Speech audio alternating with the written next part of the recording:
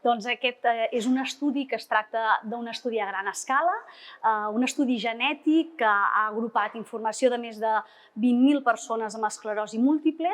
Bàsicament el que es buscava és conèixer si existeixen certes característiques genètiques que influeixin en l'evolució de la malaltia, que pot ser molt variable d'una persona a l'altra en l'esclerosi múltiple. Doncs vam veure que hi ha unes variacions genètiques en determinats cromosomes que estan relacionades amb tenir major risc d'arribar a presentar una discapacitat abans.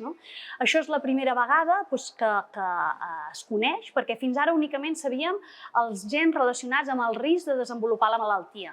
En aquest cas el que es veu és que també hi ha una influència dels gens en l'evolució d'aquesta malaltia, la simptomatologia clínica, i es veia que aquests gens sobretot eren gens molt relacionats amb l'estat del sistema nerviós central, com estan les cèl·lules, i per això la seva rellevància.